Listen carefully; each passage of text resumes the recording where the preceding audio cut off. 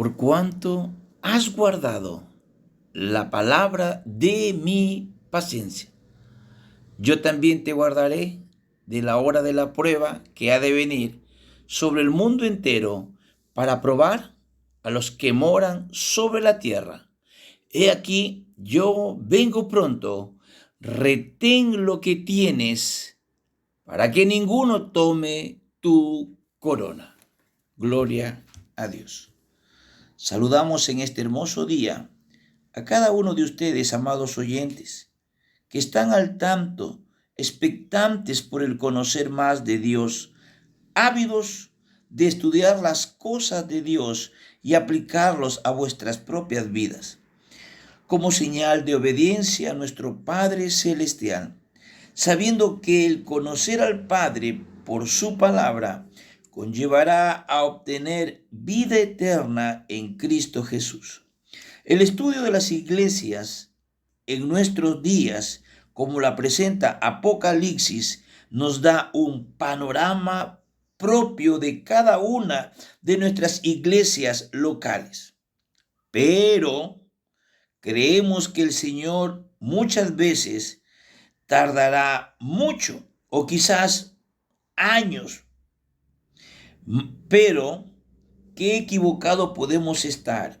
Es cuanto más viendo que las cosas que ocurren en nuestros días al mundo entero a puerta de una conflagración nuclear a gran escala y que el mundo no tiene escapatoria, pero los santos, los siervos que anhelan estar junto al Padre se preparan, porque el Espíritu y la esposa dicen ven, y el que oye diga ven, y el que tiene sed venga, y el que quiera tome del agua de la vida eterna gratuitamente.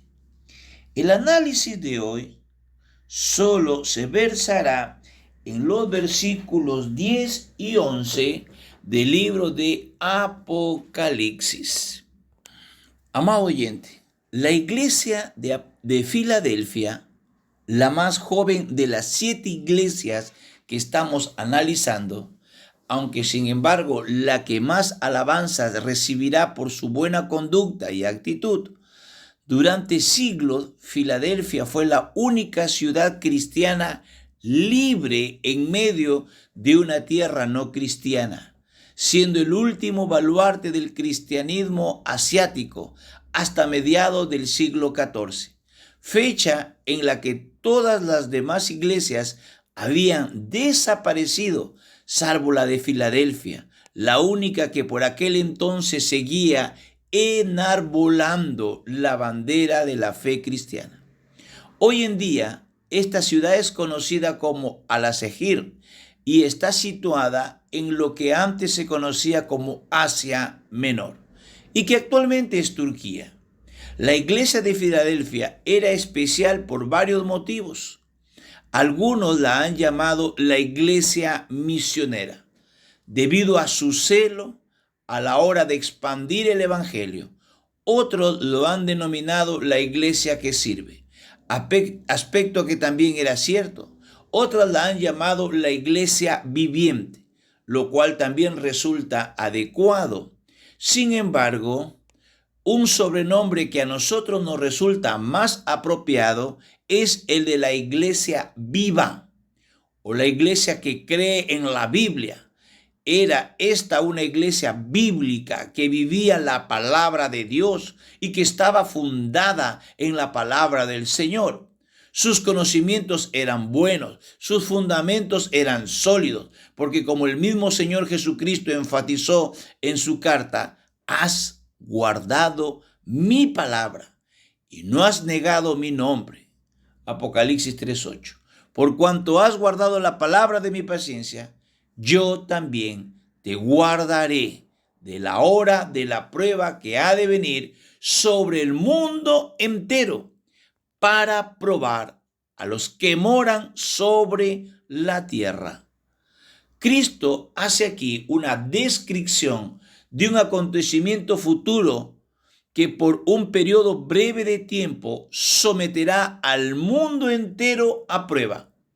debe de referirse al tiempo denominado la tribulación, un periodo de 7 años antes de que el reino de Cristo sea consumado y que se caracterizará por una descarga de ira divina en juicios expresados como sellos, trompetas y copas. Este periodo se describirá en detalle, por supuesto, en los capítulos 6 al 19 de Apocalipsis. Recordemos, estimados oyentes, que los judíos dividían el tiempo en 2 edades: la presente, que era totalmente mala, y la porvenir, que es totalmente buena. Entre ambos habría un periodo de destrucción cuando caiga el juicio por el mundo. A ese tiempo se refiere aquí Juan, hasta cuando el tiempo llegue a su fin y el mundo tal y como lo conocemos deje de existir. El que sea fiel a Cristo estará a salvo bajo su protección. Creemos que hoy en día Dios está mostrando su paciencia para con el mundo que ha rechazado de pleno su palabra. No sucede ahora como en los antiguos días de Noé, época en la que el ser humano no disponía de la palabra escrita de Dios, y a pesar de ello Dios los juzgó severamente. Pero ahora, si tenemos la palabra de Dios encuadernada y editada en cientos de idiomas diferentes, la Biblia es el libro más vendido del mundo, aunque paradójicamente y en vista de cómo está hoy nuestro planeta, es sin duda el libro menos leído del mundo. Sin embargo, esta iglesia, Filadelfia, era una iglesia que creyó en la palabra de Dios.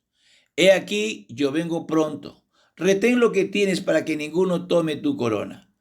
En este versículo podemos observar cómo se combina una advertencia, una promesa.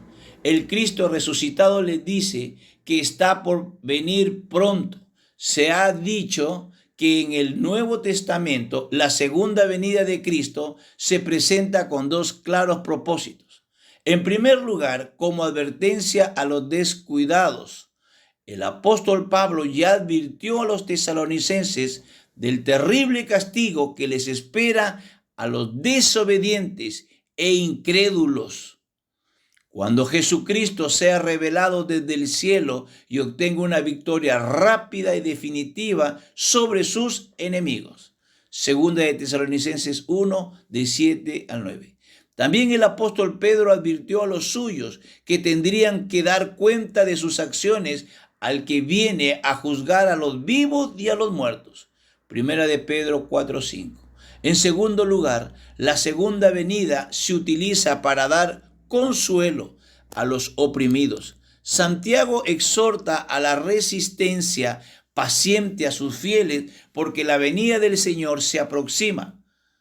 Pronto llegará el final de sus angustias y el autor de la epístola de los Hebreos exhorta a la paciencia, porque muy pronto vendrá el que ha de venir.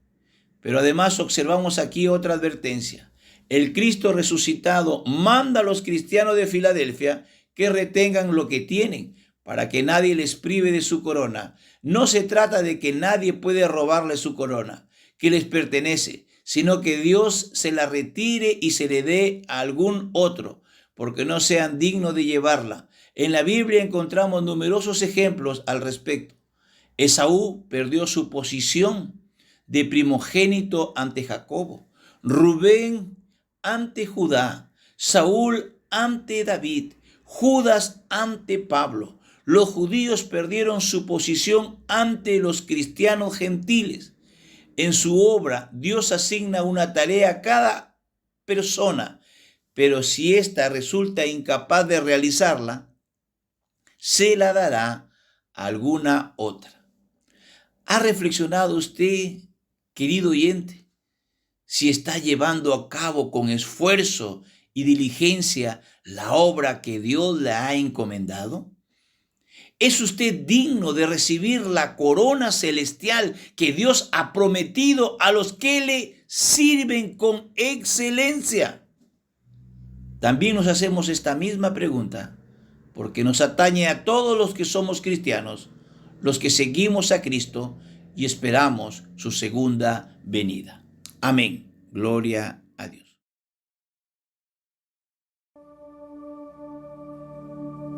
¿En qué momento es que perdimos el camino? ¿En qué momento es que dejamos de escuchar? ¿En qué momento el corazón se volvió frío? Oh Padre nuestro, perdón. Oh Padre nuestro, perdón, perdón.